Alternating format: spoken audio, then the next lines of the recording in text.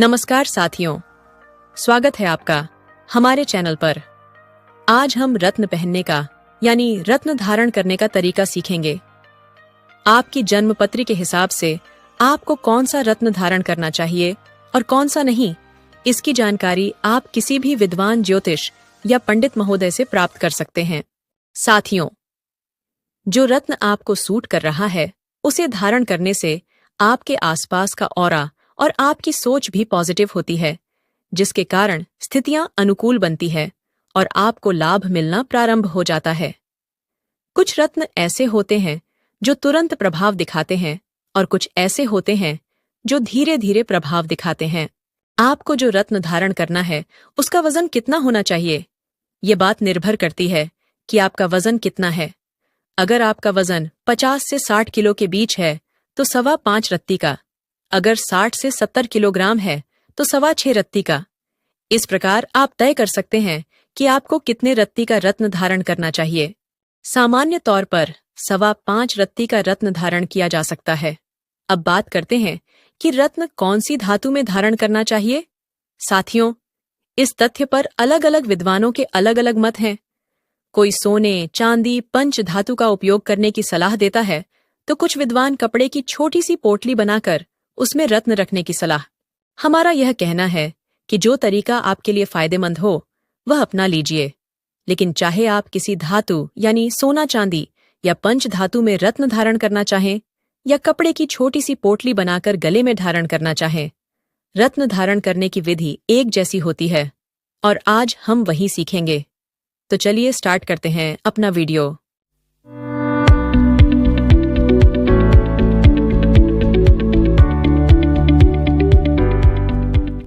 अगर आप अंगूठी बनाकर रत्न धारण करना चाहते हैं तो पहले अंगूठी में रत्न जड़वा लीजिए, या अगर कपड़े की पोटली में रखकर गले में धारण करना चाहते हैं तो पहले रत्न को पोटली में रख लीजिए।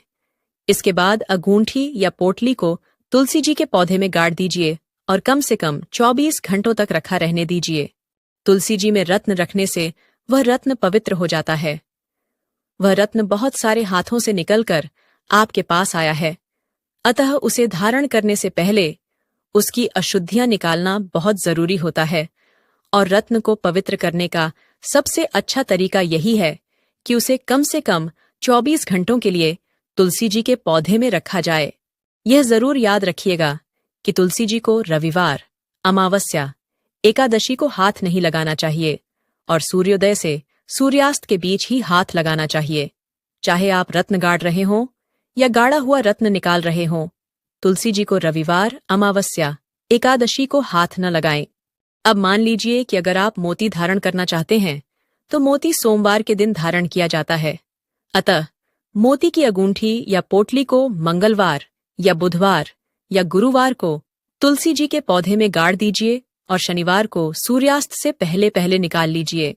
रत्न निकालते समय इस पर तुलसी जी की जो भी मिट्टी लगी हो उसे उसी पौधे में अच्छी तरह साफ कर लीजिए या पानी से उसी पौधे में धो लीजिए। तुलसी जी की मिट्टी को नाली में मत बहाना। इसके बाद उस रत्न को एक कटोरी में रखकर उसमें कच्चा दूध और बिल्कुल साफ पानी मिलाकर पूजा स्थान पर रख लीजिए। चूंकि आपको मोती धारण करना है, इसलिए सोमवार को सूर्योदय से पहले नहा धोकर तैयार होकर पूजा स्थान पर आसन लगाकर बैठिए और ओम सोम सोमाय नमः इस मंत्र का 108 बार जाप करके रत्न धारण कर लीजिए। मोती या और कोई भी रत्न धारण करने से पहले राहु काल देख लेना चाहिए और राहु काल में कोई भी रत्न धारण नहीं करना चाहिए। किसी भी रत्न को धारण करने की यही विधि होती है। पहले तुलसी जी के पौधे में रखकर पवित्र किया जाता है, फिर कटोरी में कच्चा दूध और साफ पानी मिलाकर रत्न को उसमें डालकर पूजा स्थान में रखा जाता है और जिस दिन उसे धारण करना हो उस दिन नहा धोकर ब्रह्म मुहूर्त में मंत्र जाप करके वह रत्न धारण किया जाता है।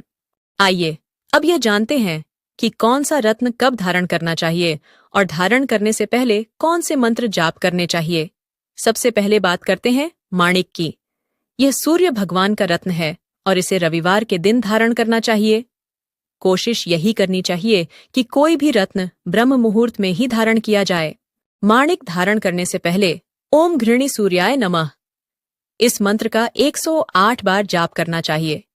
एक बात और, आप जिस ग्रह से संबंधित रत्न धारण करना चाहते हैं, कोशिश कीजिए कि उस ग्रह के मंत्र का जाप करते समय उस ग्रह और उस ग्रह के स्वामी का रूप आपके मन में हो, ताकि मंत्र जाप करते समय और भी ज्यादा फायदा हो।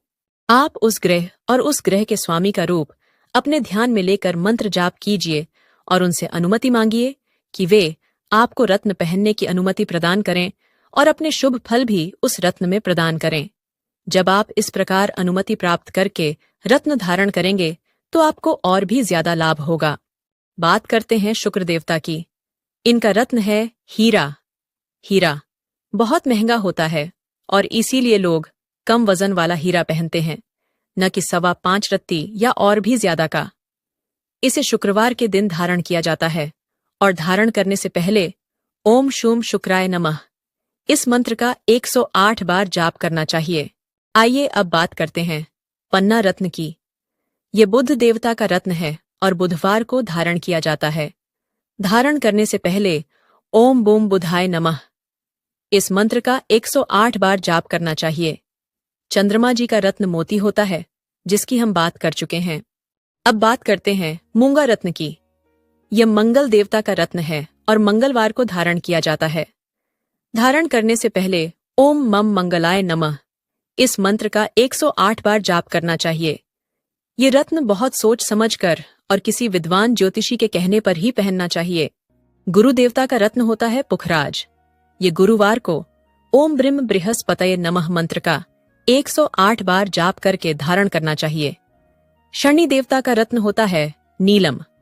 ये शनिवार को पहना जाता है और ओम शम शनैश्चराय नमः मंत्र का 108 बार जाप करके पहना जाता है। इसे भी किसी विद्वान ज्योतिषी की सलाह पर पहनना चाहिए। अब बात करते हैं गोमेद रत्न की। ये राहु देवता का रत्न है और शनिवार को धारण किया जाता है।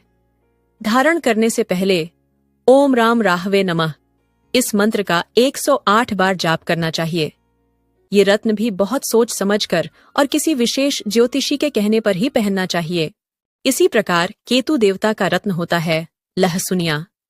ये मंगलवार को पहना जाता है और ओम केम केतवे नमः इस मंत्र का 108 बार जाप करके पहना जाता है। ये रत्न भी बहुत सोच समझकर और किसी विद्वान ज्योतिषी के कहने पर ही पहनना चाहिए। नीलम, गोमेद, लहसुनिया, हीरा आदि ऐसे रत्न हैं जो ज्यादा रत्ती के नहीं पहने जाते हैं।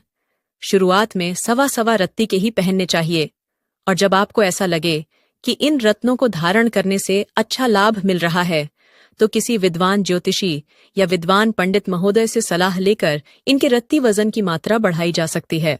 कोई भी रत्न अपनी मनमर्जी से नहीं पहनना चाहिए। साथ ही जिस रत्न को धारण कर रखा है उसे नियमित रूप से चार्ज भी करना चाहिए। जिस प्रकार हम अपने मोबाइल फोन की बैटरी चार्ज करते हैं, उसी प्रकार रत्नों को धारण करने के बाद समय समय पर चार्ज करना पड़ता है। रत्नों को चार्ज करने के लिए सप्ताह में एक बार उस रत्न से संबंधित मंत्रों का 108 बार जाप उस रत्न से संबंधित वार को करना चाहिए। जैसे मान लीजिए कि अगर आपने मोती धारण कर रखा है तो प्रत्येक सोमवार को ब्रह्म मुहूर्त में ओम सोम सोमाय नमः इस मंत्र का 108 बार जाप करके मोती को चार्ज करते रहिए। एक बहुत ही महत्वपूर्ण बात जरूर याद रखनी चाहिए और वह ये कि इन रत्नों को धारण करने के बाद दूषित होने से बचाना चाहिए, नहीं तो रत्न दूषित होने के कारण प्रभावहीन हो जाते हैं और आपको शुभ फल प्राप्त करने के लिए उन्हें शुद्ध करके धारण करने की पूरी प्रक्रिया वापस दोहरानी पड़ेगी। मुख्य रूप से ऐसी 3 बातें हैं जब रत्न दूषित हो सकते हैं। पहला, अगर आप किसी के दाह संस्कार में जा रहे हैं तो रत्न उतार कर पूजा स्थान पर रखकर जाइए, और अगर आप ऐसा नहीं करते हैं तो रत्न दूषित हो जाएगा और आपको रत्न धारण की पूरी प्रक्रिया वापस दोहरानी होगी। दूसरा, पति पत्नी आपस में मिलन करना चाहते हों तो भी रत्न उतार देने चाहिए, अन्यथा ये दूषित हो जाते हैं। और तीसरी बात स्त्रियों पर लागू होती है। जब माताओं बहनों को मासिक धर्म आने वाला हो तो उससे पहले ही रत्न उतार देने चाहिए और चक्र पूरा होने के बाद मंत्र जाप करके पुनः रत्न धारण करना चाहिए। तीनों ही स्थितियों में अगर आप समय से पहले रत्न उतार कर पूजा स्थान में रख देते हैं तो अगले दिन या रत्न से संबंधित वार वाले दिन उस रत्न के मंत्रों का 108 बार जाप करके वह रत्न वापस धारण कर सकते हैं। ऐसी भी मान्यता है कि रात को शरीर से नकारात्मक ऊर्जा निकलती है, जिसके कारण रत्न दूषित होते हैं। अतः अगर आप चाहें तो रात को रत्न उतारकर पूजा स्थान में रख सकते हैं और अगले दिन पुनः धारण कर सकते हैं, ताकि रत्नों की सकारात्मक ऊर्जा लंबे समय तक बनी रहे। साथियों, वैसे तो रत्न धारण करने में बहुत सी बातों का ध्यान रखा जाता है, जैसे कि हिंदू पंचांग के हिसाब से कौन सा महीना चल रहा है, कृष्ण पक्ष है या शुक्ल पक्ष, श्राद्ध पक्ष तो नहीं चल रहा है, देव तो नहीं सोए हुए हैं, आदि कई बातों का ध्यान रखा जाता है। हमने आपको बहुत महत्वपूर्ण बातें बताई हैं, जिनके आधार पर और साथ ही विद्वान ज्योतिषी या विद्वान पंडित महोदय से सलाह लेकर रत्न धारण करने का निर्णय ले सकते हैं। उम्मीद करते हैं कि यह जानकारी आपके लिए बहुत उपयोगी साबित होगी। हमारा वीडियो लाइक, शेयर, कमेंट करके हमारा चैनल सब्सक्राइब कर लीजिए। ऐसी ही अच्छी अच्छी जानकारियां लेकर आते रहेंगे। तब तक के लिए धन्यवाद। जय हिंद, जय भारत, वंदे मातरम।